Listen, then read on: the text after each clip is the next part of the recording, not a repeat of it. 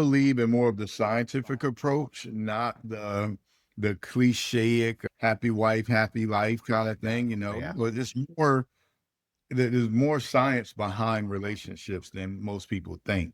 So the love is automatic. That's the one thing you don't have to work at. Right. It's there or it's not there. There's Oh, yeah. no thing you can do to help you love someone or feel love, right? You can work on communication, you can work on connection, you can work on spending time together. There's so many other respect and all that stuff. You can work on those things. You can't work Mm. on love. It's automatic. So anyway, that's a long drawn out answer how it all got started and how I wrote the book. And I hope it helps a lot of people. No, that's fantastic. I like that you brought up the Fred was going through the, being a grandparent a lot and working hard. I've seen that a lot too. Actually, I had to stop my parents, their grandparents. They like to be with the kids all the time, and I'm like, guys, you guys need to like, oh, let's do something this Saturday. I'm like, no, calm down. You go on a date night. If we somehow end up in the same place, then we can hang out. But just go enjoy yours together. Like you said, you need Right. to have spend quality time together. 100%. Right. And then just like your brain always working. My father, his brain is always constant, 24/7 working, focusing. And my mom has to tell him all the time, "Hey, you need to, like you say, Mrs. Hayes, calm down, shut it off, just be quiet." Right. Yeah.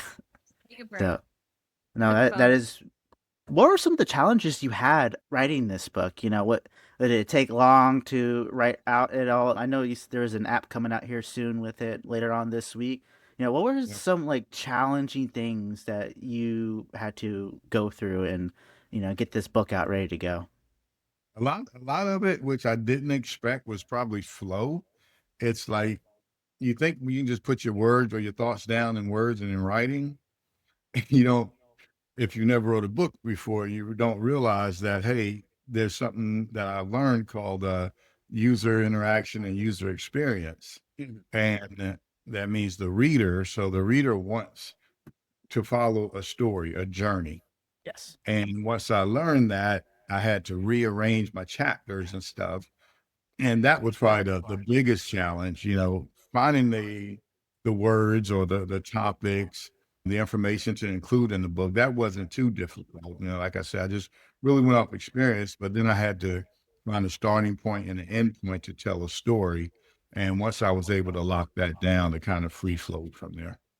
It's awesome. And I remember reading part of the book. You are no tip, you don't have a degree in this. You have no like actual education on this. You just have experience, but you do get help Life from. experience.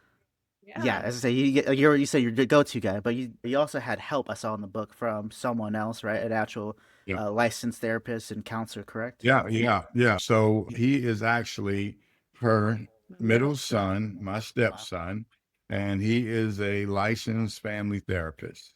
And fantastic. what's that? License. I don't know. Is it marriage and family, family and Okay, marriage? yeah, yeah, Yeah. right. So anyway, Okay. he does that at a Yeah. high level, many clients. He's super busy, but he has the education, the background, far less experience than I have because he's younger. But what he brought to the effort, I think, is what really helped the book develop and evolve into what it is.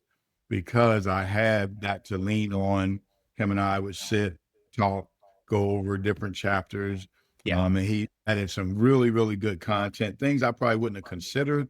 But then I took that information and I combined it with some we've had and other people have had. So it worked out pretty good. But yeah, I'm glad you brought that up. Absolutely.